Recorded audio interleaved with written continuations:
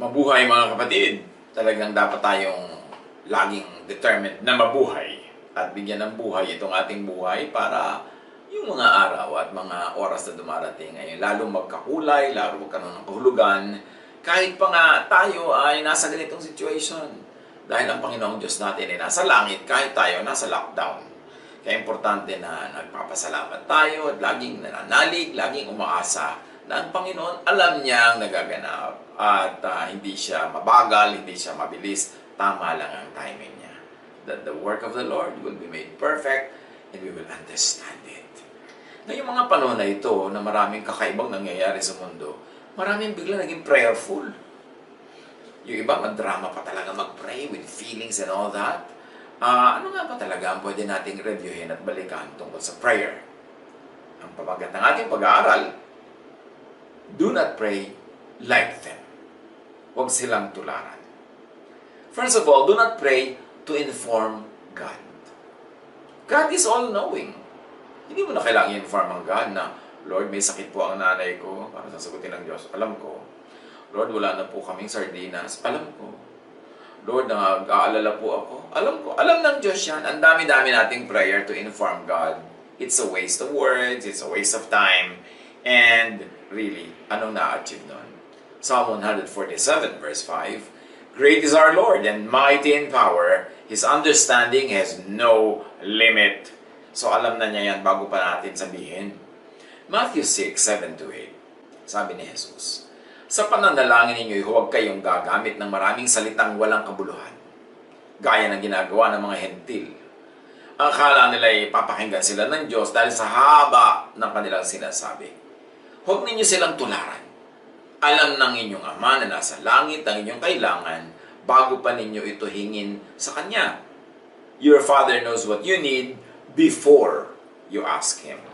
So, hindi na rin natin kailangan mag-grocery list, mag-shopping list. Kailangan po namin ito, kailangan po namin ito. Kasi alam na yun ng Diyos. At lalo namang hindi mo sabihin, bigyan mo kami nito, bigyan mo kami nun, dahil inuutusan mo na naman yung Diyos. So, sasabihin na ba, ano bang natin ang ipag-pray? Magandang tanong yan. Kasi ang dami talagang hindi naman dapat kasali sa prayer. Kaya ang gusto ni Jesus na prayer, yung simple. Kasi more words, more mistakes, at mas maraming pwedeng hindi ayon sa kalooban ng Ama na uri ng panalangin. Sabi sa Job 21:22, Can anyone teach knowledge to God? So alam ng Diyos ang lahat. We don't even have to tell God what to do. Ecclesiastes 3:14, Alam kong mamamalagi ang lahat ng ginawa ng Diyos. Wala nang kailangang idagdag, wala ring dapat bawasin. So kung may ginagawa ang Diyos, tama ang sukat, tama ang timing. Walang dapat idagdag, walang dapat bawasin. Tapos maraming prayer natin, parang nagdadagdag tayo o nagbabawas sa kalooban ng Diyos. Job 34:21, Bawat kilos ng tao ay tinitingnan niya. Ang bawat hakbang nito ay dilingid sa Kanya. So yung mga isinusumbong natin sa ganitong tao, sinasabi natin yung ating mga fears about this person, yung mga problema natin tungkol sa ating mga mahal sa buhay, alam ng Diyos, hindi lingid sa Kanya. Do not pray to ask or convince God to be good. Kasi good na siya. Yung Diyos ko, maawa naman kayo. Diyos ko, tulungan niyo po kami. Diyos ko, iligtas niyo po kami. Bakit natin kailangan sabihin niyo sa Diyos ay talaga yun ang ginagawa niya at ganun siya? 2 Samuel 10:12, The Lord will do what is good in His sight. So, in God's terms ang lahat. Dapat hindi tayo padalos-dalos ng pagsasabi sa Diyos what to do. Pag-uutos sa Diyos sa mga gusto nating ipagawa sa Kanya because the Lord will do what is good in His sight, not in our sight, not in our vocabulary, not in our dictionary, kundi yung sa Kanya. Isaiah 55:9, Just as the heavens are higher than the earth, so my ways are higher than yours, and my thoughts are higher than your thoughts. So when you disagree with God, pagka hindi tayo payag sa ginagawa niya, hindi tayo sang-ayon, kami mag-isip-isip tayo, siya ang Diyos, hindi tayo. His ways are higher than ours. Kahit yung ways niya, kung minsan sa tingin natin mali, tayo nahihirapan, tayo nasasaktan, o nasasaktan yung mga mahal natin sa buhay, Diyos pa rin ang Diyos. Dapat yun ang attitude pag nagdadasal. Do not pray to ask God or convince God to be kind. Kasi kind talaga siya. Titus 3:5, iniligtas niya tayo. Hindi dahil sa ating mabubuting gawa, kundi dahil sa kanyang habag sa atin.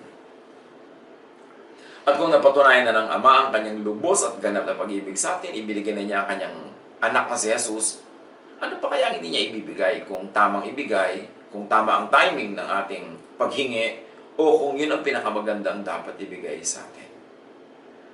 Do not pray to ask and convince God to have pity kasi mahabagi naman talaga siya. Hindi na natin siya kailangang kumbinsihin na maawa. Maawain na talaga siya. Daniel 9:9, the Lord our God is merciful and forgiving. Do not pray to change God's mind. Hindi tayo mas marunong sa Diyos. Huwag nating piliting influensyahin, pilipitin, daanin sa emotional blackmail ang Diyos. Yung mga iba, Diyos ko, ibigay niyo lang po yung gusto ko, hindi po ako kakain ng masarap. Ano yung tingin mo sa Diyos? Sadista? Na para ibigay sa yung gusto mo, bigyan mo muna siya ng happiness, at ang happiness niya yung hindi mo makain yung gusto mo. Yung lumuhod ka sa asin at munggo, yung hampasin mo ang sarili mo, saktan mo ang sarili mo, para dinggin ka ng Diyos. Ano pinapalabas mo? Na matigas ang puso ng Diyos, na sadista ang Diyos, na kailangan makita kanya muna naghihirap bago kanya bigyan. Hindi natin kailangan kumbinsihin ng Diyos para gawin yung gusto natin. Ang purpose ng prayer is sundin ang loob ng ating Ama sa Langit. Hindi ito salungatin at hindi pilitin sa suhol. Meron pa magdodonate po ako, Diyos ko, gawin niyo lang po ito. Lord, papasahin mo lang anak ko sa exam, magpapakatay ako ng 5 kalabaw, etc., etc. Ba't kailangan natin gawin yan sa Panginoon? Nakaka-insulto yun. Hindi natin kailangan magsuhol, hindi natin kailangan magbigay. Ngayon, kung nararamdaman natin ang kabutihan, kabaitan, generosity ng Diyos, at yan ay sinusuklian natin sa pamamagitan ng pagbibigay sa kanyang gawain, pagbibigay sa mga nangangailangan, iba namang usapan yun. Hindi yun suhol, thanksgiving yun. Pero huwag nating susuhulan ng Diyos just to change God's mind. Romans 11:33-34. Lubhang napakasagana ng kayamanan ng Diyos. Di matarok ang kanyang karunungan at kaalaman.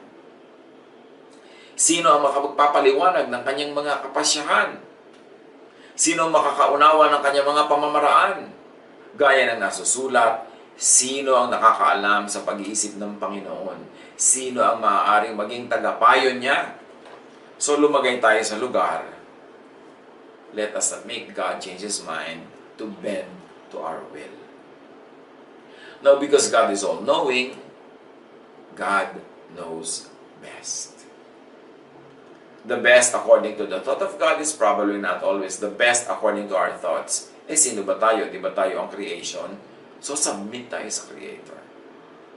1 Samuel 16:7, the Lord does not look at the things people look at.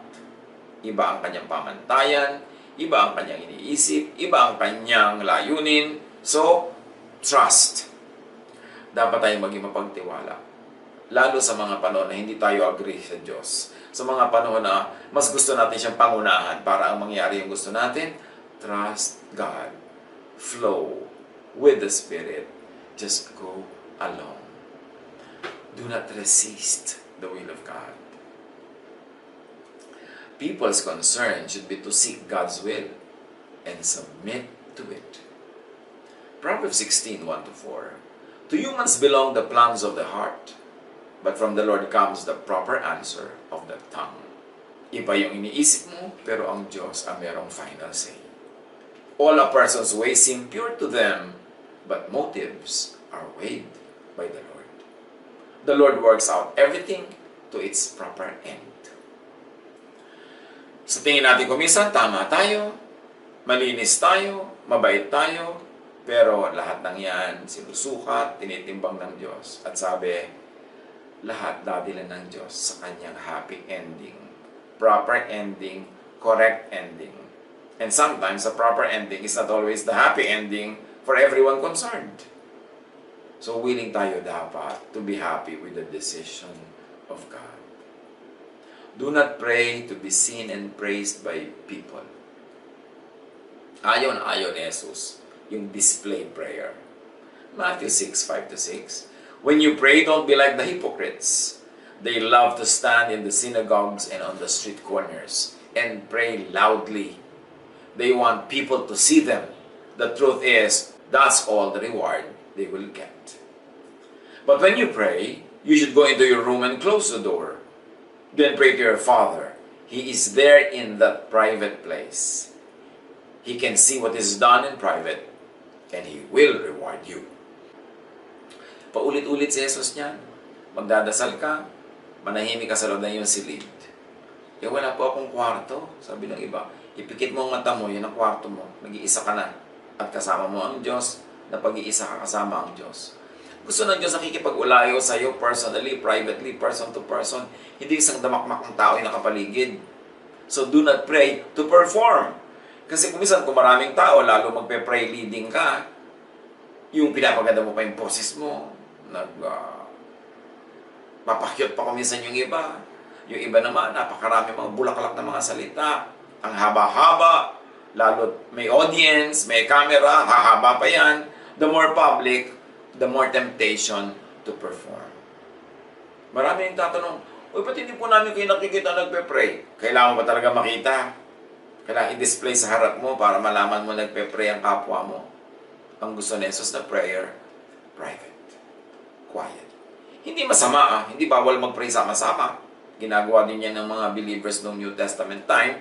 Pero si Jesus, ang sinasabi niya, mag-pray ka mag-isa. The disciples, maybe they had the need, they had a compulsion to pray together, especially during the persecution, and that is not wrong.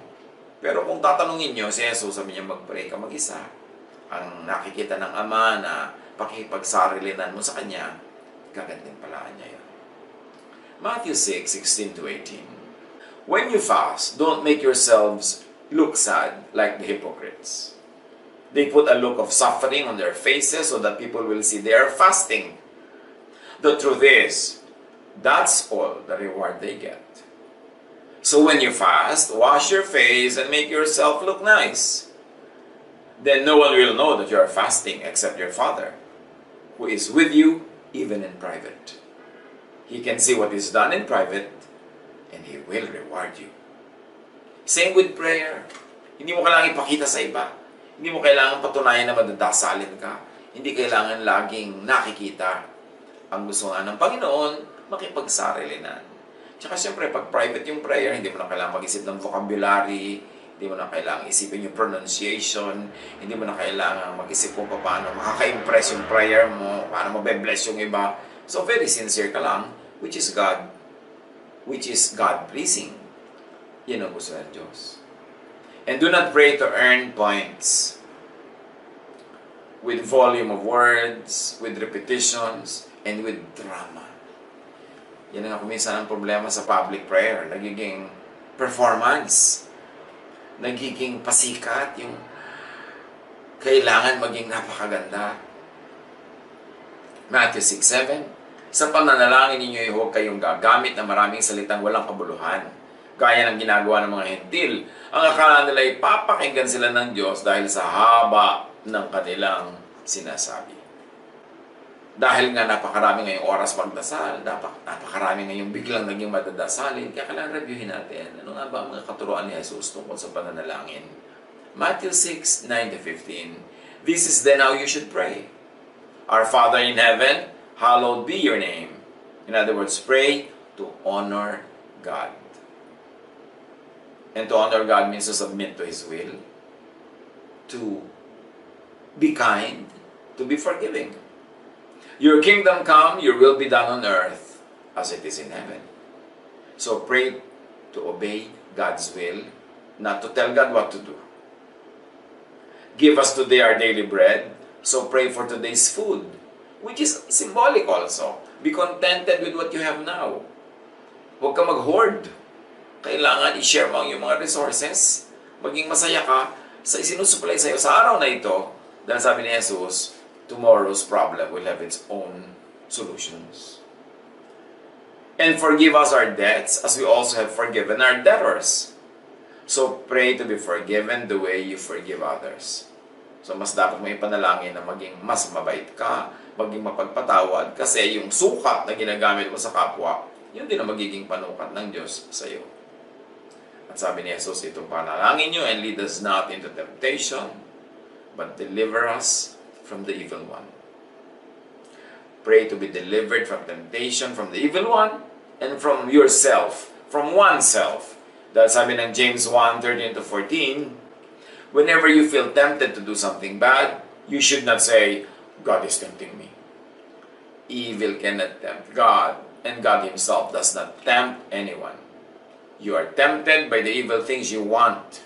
Your own desires leads you. Your own desire leads you away and traps you. Mga pagbulay-bulayan natin. Alam na naman natin ito wala namang bago. Pero ang mahalaga marinyo natin yung pagkaunawa, yung pag-apply, para ang prayer natin tulugod-lugod sa Diyos. Diyos ang audience natin. Hindi ibang tao, hindi ang ating sarili. Manalangin tayo. At siguro naman sa dami ng pointers na yan, iiksi na yung mga prayer natin. Magiging konti na lang ipagpe-pray natin kasi marami tayong pinagpe-pray na hindi naman dapat. At sa pagpe-pray, huwag natin kakalimutan to be quiet, to be still, to listen for God's voice, to listen to the voice of God. Hindi lagi tayo may sinasabi, daldal tayo ng daldal, puno-puno tayo ng mga words, wala tuloy space para tayo makinig. At yan din ang disadvantage kung marami kang kasama nagpe-pray. You feel that you have to fill every empty space with words. Wala tuloy enough time to be silent. Samantalang half of the prayer should be to listen to God, to seek God's will. And if we're quiet enough, sabi niya, be still and know that I am God. That in your stillness, in your non-activity, in your non-verbal prayer, the Lord has space to speak to all of us. God bless all of us.